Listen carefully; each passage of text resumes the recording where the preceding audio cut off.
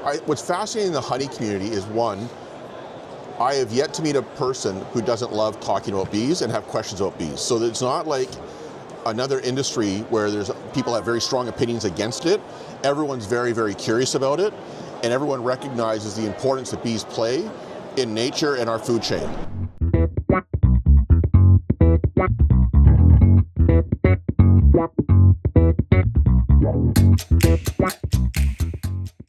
We're cooperative based in Manitoba with an office in Spruce Grove as well, Alberta. And we produce, or actually our membership, which produce about 50% of all the honey produced in Canada every year. So about 35 to 40 million pounds of honey a year is produced by our membership.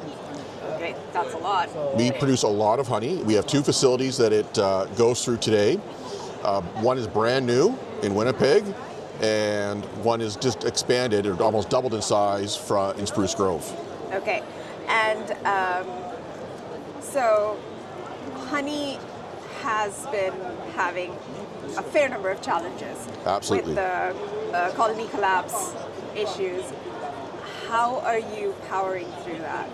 So as an organization, because we're a cooperative, I can actually trace the honey in this package back to the colony it came from.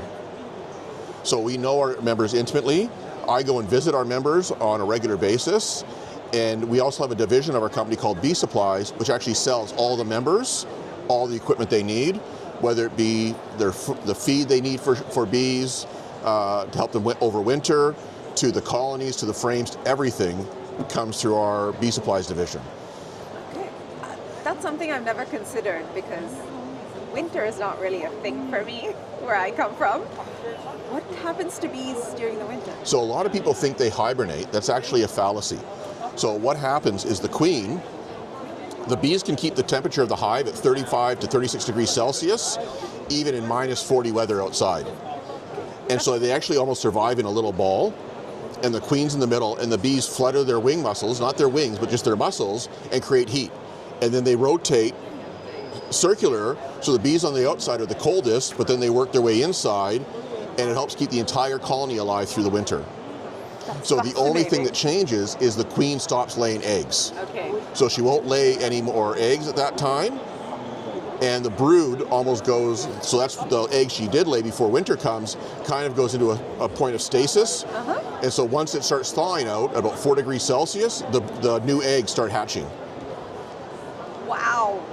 But they're amazing little creatures, and yeah, they're so we have to feed them during the winter to make sure they don't starve. But yeah, it's amazing. What do you feed them? So we feed them a sucrose, liquid sucrose, because it's just easier for them to digest. Right. Where if you were in an equatorial area, they'd survive off honey because they can digest it very easily. During the summer, they survive off honey, no problem in Canada. But in the winter, they actually would burn more calories trying to chew through frozen honey than a liquid sucrose. Right, okay.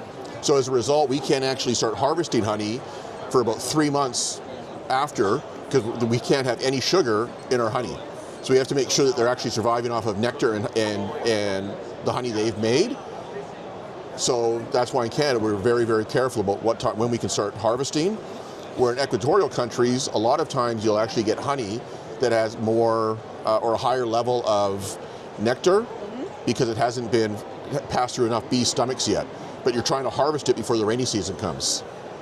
So you have a higher humidity and the honey tends to be darker. Okay. When it comes to your category of honey, what are perhaps one or two of the most fascinating things happening right now? What's fascinating in the honey community is, one, I have yet to meet a person who doesn't love talking about bees and have questions about bees. So it's not like another industry where people have very strong opinions against it. Everyone's very, very curious about it, and everyone recognizes the importance that bees play in nature and our food chain. So there's a lot of genuine empathy and excitement about bees.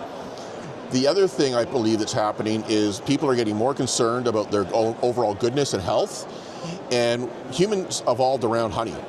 So we actually have things in our brains, we have things in our bodies that are designed to digest honey naturally versus sugars or corn syrups or anything else. So as people are getting more and more used to honey and the health halos and the benefits of honey, the consumption is happening there. they're turning away from overly processed sweeteners or fake sweeteners and coming back to honey, which is great. Yeah, but that also means that you have to produce a lot more, which is tough on a species that is under a significant amount of threat. How do we reconcile with that? It's an excellent question. I think as more and more development happens and more cities or countries are getting rid of natural wildflowers or weeds or different things, that is a challenge for sure. There are actually parts in Canada that have prevented any type of herbicides being used during the spring to allow bees to build up their numbers again. Right. So bees, like the life cycle of a bee from the time it's laid in an egg to the time where it's out collecting flowers is 21 days. Okay. And the bee's natural life cycle, they only live when they're flying, they only live for about 2 or 3 weeks on their own. So they can recover their numbers very, very quickly. We just have to help them out and make sure that humans understand about herbicides and we're not trying to be enemies of the bee. The other challenge that we do have is bees, a lot of the honey bees or bees that create a lot of honey, they're great for crops. They help increase the crop population by about 30% when you have bees on there, where when you have native bees or individual bees that often aren't part of colonies or so forth, that's where the real harm is when you're spraying herbicides and getting rid of wildflowers. Is more on the domestic bee species that every country has. That's where the real challenge is, not on the agriculture side, more on the what people are doing to their lawns or people are doing to their houses or people are doing, that's more of a challenge, I think, to native bee species around the world than the agriculture. The agriculture, the more the bees are on there, the higher the yields go. The biggest challenge that we have is adulterated honey in our industry. And so because, and there's a couple of countries that are known for it, you can actually go on Alibaba and they'll actually advertise these formulas will actually beat some of the tests out there for NMR or for authenticity. That's a challenge. And so I'm part of it. BeeMaid's part of an organization called True Source, which works with the German labs on authenticating honey and trying to stay ahead of the individuals that would adulterate honey. Okay. What is the most common adulterant? Beet syrup, rice syrup, so sugar beet is a big one. That comes out of a lot of the Indian honeys. You'll see that sometimes in there. And there's a lot of great honey that comes from India, a lot of great honey. But there are bad actors in every organization.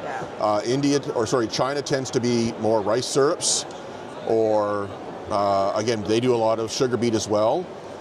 And it's too bad. And so, if your honey is too cheap, chances are it is adulterated, unless you're getting it right from the beekeeper themselves, which is do more and more of that if you can, support more and more of that. But if you're looking at honey and it's half the price of something else on the shelf, you have to question what's going on there. So in the EU, for example, starting this year, you have to actually on your label say where the honey's from, the percentage of the honey that's from each country, as well as the percentage of it that's actually honey. So how bad is that in the EU, where last year they tested 100 different samples and 77 of them showed, I think it was about 77 of them showed adulteration. Wow. So this last year at Apimondia, which happens every 2 years, it's a honey conference for around the world.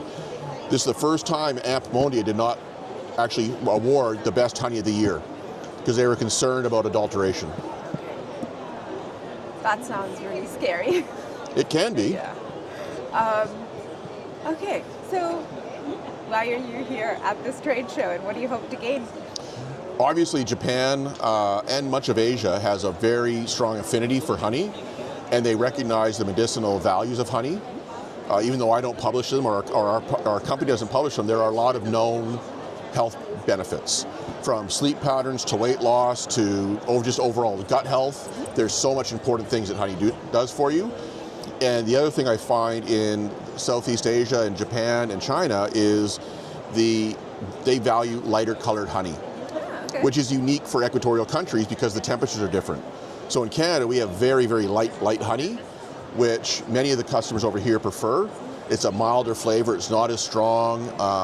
It's not as sweet sometimes, so it doesn't have the same glycemic or glycemic index. So for diabetes and so forth, it's very good.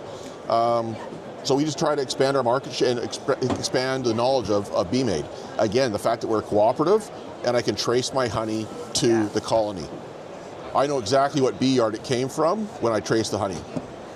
Is like something you talked about with the European honeys. So is honey blended? So do you blend it from different colonies? You blend it from different colonies, absolutely. In Canada, you might get 200 pounds a hive. So when you're doing that, there'll be 40 to 50 bee colonies in a bee yard, and then you're harvesting it 3 or 4 times a season. So in order to get the millions and millions of pounds that are produced, you do have to blend it, but each colony has its unique lot number that we can trace it back to. Okay. Now, a lot of countries will blend different countries' honeys to drive the price down. Or, again, there's the risk of adulterated honey being blended with real honey to extend the value and make it cheaper. Okay. Well, what's the next market you want to get into? The big market for us is actually, I think, the Philippines. It's a really strong market, strong middle class. Again, a strong affinity for honey. So we'd like to be inside of there. We actually just recently got halal certification, so we can go to Malaysia, because that's such an important market for us as well. Really, Oceania is a really big opportunity for us. Okay. Middle East, really wherever that people value honey. All right. Fantastic. Well, thank you so much, Carl. Thank you.